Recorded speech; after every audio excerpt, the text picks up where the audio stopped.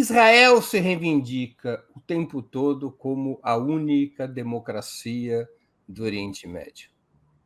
Mas Netanyahu está tentando implementar uma série de reformas internas, especialmente no sistema de justiça. E muitos analistas consideram, você mesma ressaltou esse aspecto, que sob sua liderança vai se formando um regime teocrático, graças à fusão entre o sionismo e a religião, inclusive com a constituição informal de castas, não são apenas os palestinos que são os mais discriminados, tem depois os árabes israelenses, depois os judeus sefaradi, e finalmente os africanos do modelo seriam os judeus askenazi, de origem europeia. Embora se mantenha a aparência de um regime democrático parlamentar, muitos analistas consideram que está nascendo um regime teocrático disfarçado. Você concorda com essa análise?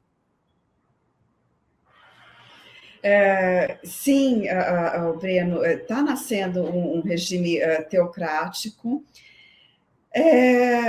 Ou melhor, ele está se evidenciando, né, uma corrente dentro da política de Estado israelense, ela se fortaleceu muito, que é essa corrente teocrática, ela caminha para uma tentativa de mudança de regime de Israel, ou seja, quais são as medidas desse novo governo até agora?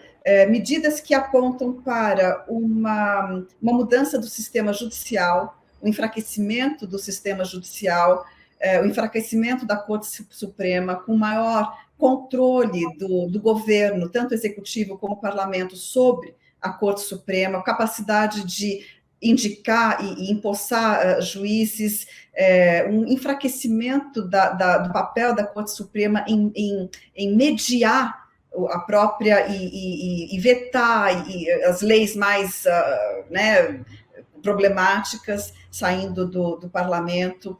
Então, há o que se fala, uma tentativa de mudança de regime. Eu questiono um pouco, né, porque eu acho que há um perigo para o sistema israelense com essas medidas, ao mesmo tempo em que as raízes disso vêm de muito tempo. Então, não é completamente novo, né? Não é como dizer isso começou agora com o governo Netanyahu e essa nova configuração com tantos partidos da extrema-direita religiosa participando do governo, né? Outra coisa, um segundo motivo que é o particular do Netanyahu para implementar essas mudanças é porque ele tem sob as costas várias acusações de corrupção. E assim que ele sair do seu posto, né, de primeiro-ministro, ele pode sofrer o processo, e esse é o grande risco que ele corre, de passar os últimos dias na cadeia, não por assassinar palestino, mas por acusações de corrupção. Então, são agora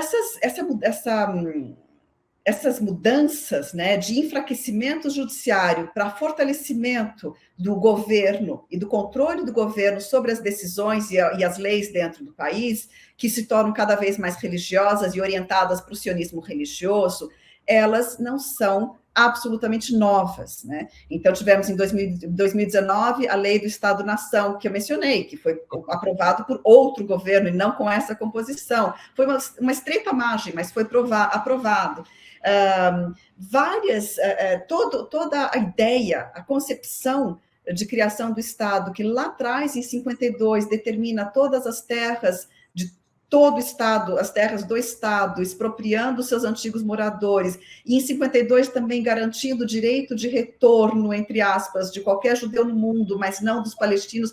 Então, tem raízes muito, muito longínquas, Breno, nisso tudo que está acontecendo, mas num prazo curto, esse novo governo realiza uma guinada, sim, né? Agora, essa democracia, né, israelense, ela nunca foi democracia para o palestino. É um sistema de institucionalmente bastante bem construído, digamos assim, com todas as instituições de um Estado democrático,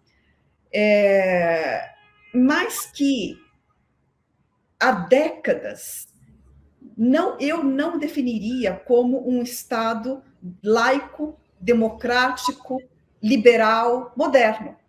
Não é. Um Estado cuja missão, cuja vocação é ser um Estado judeu. Portanto, se a sua vocação é ser um Estado judeu, ele há décadas que mantém todos o incentivo a toda a ala ortodoxa judaica para que toda essa parcela da população, que hoje são 20% da população, passe o dia rezando, nas suas atividades religiosas, sem pagar os impostos que os demais pagam, sem servir o exército até pouco tempo atrás, como os demais faziam. Quer dizer, um Estado que financia dessa forma essa ala religiosa, ortodoxa e extremista, é porque a sua vocação é essa. É porque essa ala serve o interesse desse Estado. Então, esse Estado não pode ser visto como uma democracia liberal. É uma democracia não liberal, uma democracia permeada por argumentos e instituições religiosas, porque a vocação é amparar e justificar um Estado judeu para judeus. Isso não é um Estado moderno, não é uma democracia moderna, nunca foi. E os palestinos, quando você ouve a voz deles, quando você dá espaço para que eles contem a sua história do que é viver em Israel, eles vão dizer, olha, tem uma série de âmbitos do Estado que são vedados para nós.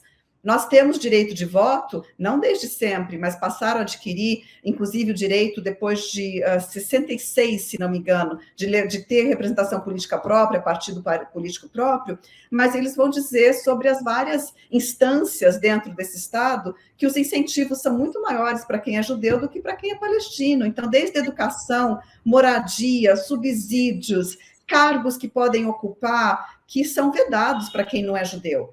Seja o palestino cristão, seja o palestino muçulmano. Então, isso não é uma democracia para toda a população. Não é possível um Estado, que é um Estado para 80%, ser uma democracia. Né? Esses outros 20%, 25% estão ali, né? E não são considerados. Então, hoje, Breno, o que realmente causa assim, bastante indignação é quando, sejam governos ou mídia, imprensa, fala das manifestações em Israel como se fossem manifestações pela preservação da democracia israelense e não problematizam essa explicação, né? Não alertam o ouvinte para que ele entenda que, olha, a democracia, entre aspas, é uma democracia para quem é judeu.